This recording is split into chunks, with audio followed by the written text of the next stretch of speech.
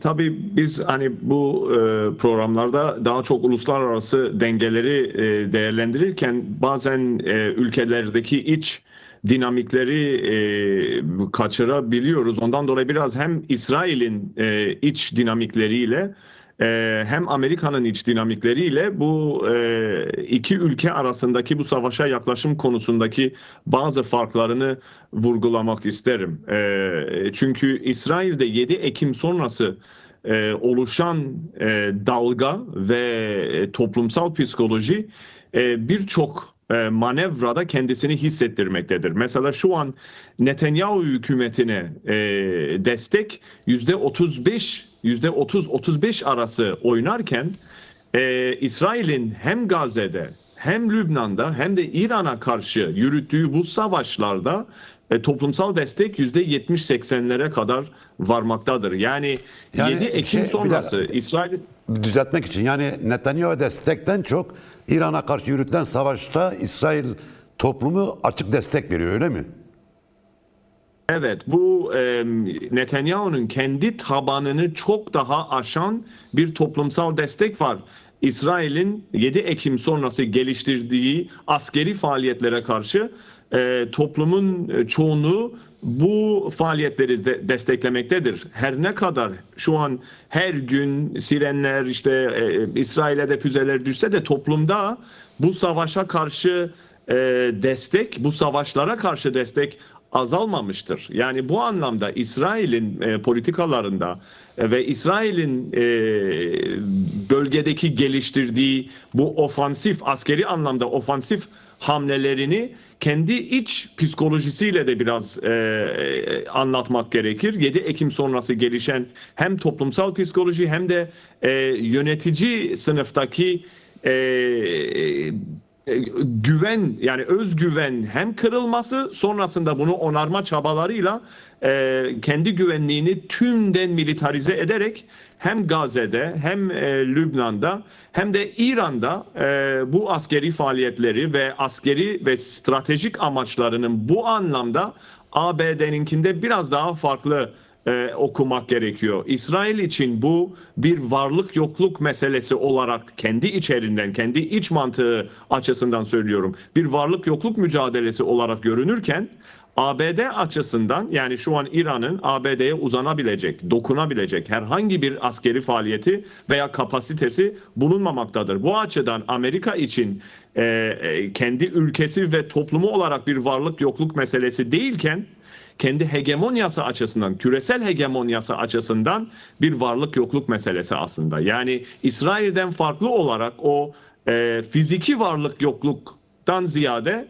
daha fazla küresel ekonomi ve küresel hegemonyasını koruma açısından bir varlık yokluk meselesi. Bundan dolayı da İran, hani ilk soruyla ilgili bu savaşta kim başarılı, kim başarısız veya bundan sonra bu savaş biter mi, durur mu, savaş devam eder mi 2 hafta sonra? Bunları biraz bu minvalde ele almak lazım. Yani çünkü bu fiziki, yani kinetik angajman kendisini çeşitli dinamiklerden dolayı dayattı. Bu kaçınılmaz bir hal aldı.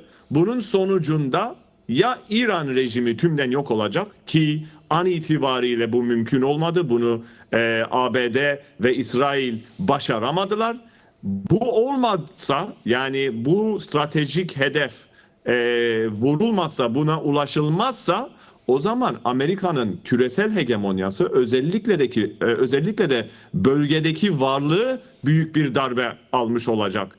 Yani bunun ortası yok bu durumda. Bu aşamada her iki taraf kardeşçe bu kadar birbirini vurduktan sonra gelin barış, yani ateşkesi sağlayalım, herkes kendi köşesine çekilmesi gibi bir durum çok olası görmüyorum. Amerika'nın hem bölgesel hegemonyası, zaten bölgesel hegemonyası küresel hegemonyasıyla çok bağlantılı. Necmettin Hoca'nın bahsettiği gibi küresel ekonomiye, Orta Doğu'nun ne önemde olduğu unutmuş olan kimse varsa bu savaş tekrar hatırlattı. Bundan dolayı da ABD'nin sadece ekonomik anlamda da değil, siz de bahsettiniz, NATO'daki kırılmayı biraz konuşmak gerekir bunda. Bundan 5-6 yıl önce Macron NATO'nun bir beyin ölümü gerçekleştirdiğini kendisi belirtmişti. Bu Ukrayna'dan sonra bu beyin ölümü birazcık toparlanmış gibi görünse de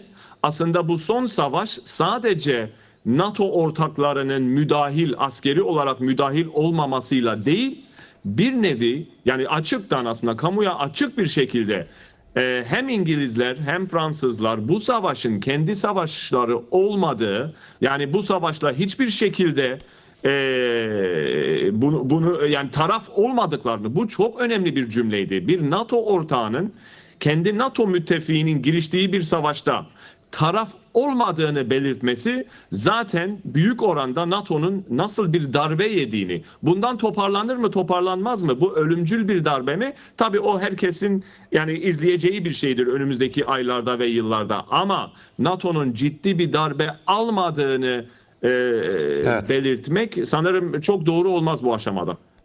Bu İran'da gerçekleşen savaşı karşı aldığı tutumu bir üç başlık altında değerlendirmekte fayda var. Bir, zaten NATO penceresinden bakmakta fayda var. Yani Türkiye'nin de 75 yıldır içinde olduğu bu NATO şemsiyesi bir kırılma anlarından birini daha yaşadı.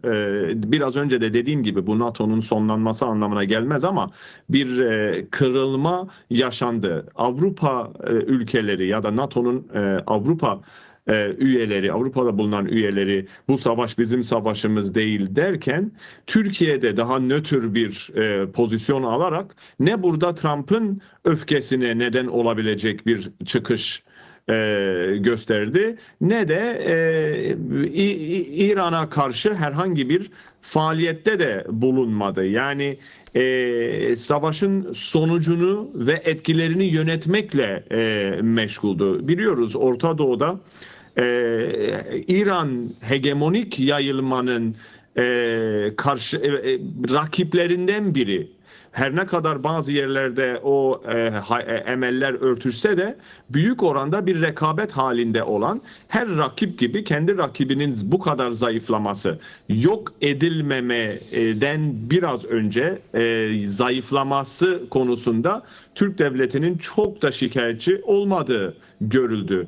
Diğer taraftan ise Türk devletinin beka sorunu olarak ilan ettiği Kürt meselesi başlığı üzerinden bunu görmek gerekiyor. Şimdi belki konumuzdan biraz kopuk olarak anlaşılabilir ama Türk devletinin bu travmasının ne kadar kendi bölgesel politikalarını etkilediğini anlatmakta fayda var diye düşünüyorum. Şimdi Türk devleti özellikle son 1,5 yılda baktığımızda başlayan süreç, PKK ile başlayan sürecin Türkiye sınırları içerisinden çok, zaten Türkiye sınırlarının dışındaki gelişmelerle anlatılabilirdi. Biz bunu çokça da bu programda da daha öncelerde de tartıştık. Evet. Türk devleti özellikle de aslında biraz 7 Ekim'den sonraki gelişmelerle Devlet Bahçeli'nin de sıkça ifade ettiği gibi Türkiye'nin etrafı bir savaş, bir ateş çemberi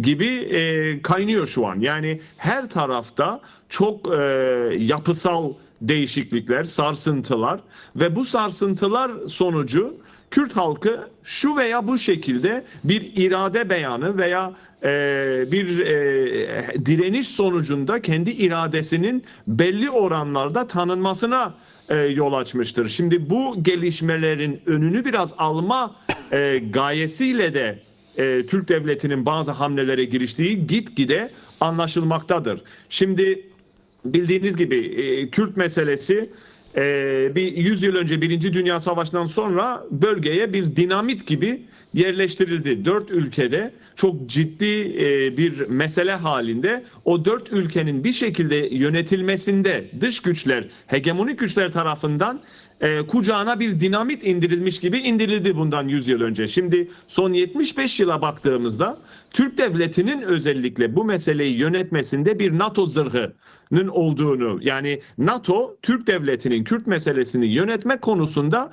bir zırhlı gömlek rolünü gördü. Bu sadece askeri anlamda değil, politik anlamda da 90'lardaki köy yakmaları, faili meçhul katliamlar, yani bunlar hepsi NATO zırhı altında yapılmış ve Kürt meselesinin yönetilmesi konusunda süreçlerdi. Şimdi biz şunu konuşuyoruz şu an. Bu Orta Doğu'da şekillenen yeni güvenlik mimarisi artık bu NATO zırhının zayıflamasına yol açıyor. Biz programın başında İsrail'in nasıl yeni bir Orta Doğu düzeni oluşturmaya çalıştığını, kendi hegemonik alanını Orta Doğu'da nasıl genişletmeye çalıştığını gördük. Ve son günlerde dikkat edilirse, hatta son haftalarda İsrail'de özellikle hem İsrail'e yakın Amerika yayınlarında hem de İsrail'in kendi iç basınında Türkiye yeni İran mı sorusu farklı şekillerle, farklı yazılarla, farklı analizlerle beyan edilmeye başlıyor. Yani şunu açıkça belirtmek gerekiyor. Türk devleti bu 75 yıldır sırtını dayadığı bu NATO zırhına artık çok fazla sırtını dayayamayacağıdır. Bundan dolayı da eğer bu süreçte bu Orta Doğu'da yeni dinamikler, yeni dengelerin oluşturulduğu ve NATO zırhının bir bütünen zayıfladığı bir ortamda eğer Türk devleti kendi kucağındaki bu dinamiti, yani Kürt meselesini bir şekilde aşmazsa, bunu çözmezse, özellikle de kendisi, yani ilişkilendiği hareketin önderliği, yani Abdullah Öcalan ve PKK ile bu meseleyi aşmazsa, önümüzdeki süreçte bölgedeki hegemonik mücadele ve değişen dengeler Kürt meselesini çözmemiş bir Türkiye'ye çok daha fazla müdahaleye açık kapı bırakacaktır. Yani Evet. bu durumda Türk devletinin bu mevcut sadece İran Savaşı değil, Orta Doğu'daki değişen Orta Doğu'daki değişen hegemonik dengelere baktığımızda kendisini dış müdahalelerden bir nebze daha korumak istiyorsa bu meseleyi bu pencerede, bu fırsatta çözmek zorundadır. Evet. Kemal Cahit, aslında bu denklemi iyi kurmakta fayda var diye düşünüyorum. Çünkü İran'da İran rejimine karşı demokrasi güçleri 47 yıldır savaşıyor. Yani bu demokrasi güçleri içerisinde de en örgütlü olan, en etkili dinamik, alandaki en etkili dinamik de Kürt güçleri olmuştur. 47 yıldır İran'da, İran rejimine karşı demokrasi güçleri savaşıyor. Bu son süreçte Kürtler taraf olmaktansa aslında ABD ile İsrail bu savaşa taraf olmadılar. Yani İran rejimiyle demokrasi güçleri arasındaki süren 47 yıllık savaşta ABD ve İsrail taraf olmadı. Kendi hegemonik müdahalelerini gerçekleştirirken başından itibaren bu İran rejimiyle demokrasi güçleri arasındaki gerçekleşen 47 yıllık mücadelede taraf olmadıklarını bir beyan etmedikleri kalmıştı zaten. Yani bundan dolayı da son 5 hafta bize gösterdi ki İran rejimiyle dış devletler arasındaki hegemonik mücadeleye zaten demokrasi güçleri taraf olamaz. Bundan dolayı da başından itibaren Kürt güçleri özellikle bir siyasi muhataplık talebinde bulundular ve İran'a dönük bir vizyon belirtilmesini talep ettiler. Şimdi ne ABD ne de İsrail, ki siz Amerika'nın içerisini sordunuz, hem Amerika'da hem İsrail'de bu savaşın vizyonsuzluğu çok ciddi bir şekilde eleştirilmiştir. Bundan dolayı da sizin sorunuza daha direkten bir cevap olması açısından burada not edilen şey Kürt güçlerinin gösterdiği siyasi olgunluk. Şimdi bu açıdan da Kürt güçleri her ne kadar İran'da 6 parti arasında bir koalisyon kurulması, bazı ortak açıklamalar yapılsa da ABD'de şunu gördük. O koalisyon bir koalisyon olarak hiçbir şekilde muhatap alınmadı. Çeşitli partilerle sadece görüşülüp KDP İran Komala yetkilileri hatta şehre gelmişti. ABD'liler istihbari ilişkiler üzerinden bu dinamikle ilişkilenmeyi tercih etti bu süreçte. Bundan dolayı denklemi ve resmi gerçekten iyi kurmazsak bu süreçte tam ne olduğunu ve kimin hangi tarafta olduğunu kestiremeyebiliriz. Ve bundan dolayı da ben kendimce en azından Kürt halkı veya Kürt güçleri bu savaşta tarafsız kalmadı. Kendi savaşları rejimle olan ve İran demokrasi güçlerinin rejimle olan 47 yıllık savaşında ABD ve İsrail'in tarafsız kaldığını ve burada taraf seçmediğini belirtmek daha doğru. Evet. Asıl vizyonsuzluk, asıl siyasi öngörüsüzlük savaşı yürüten güçler tarafından sergilendi.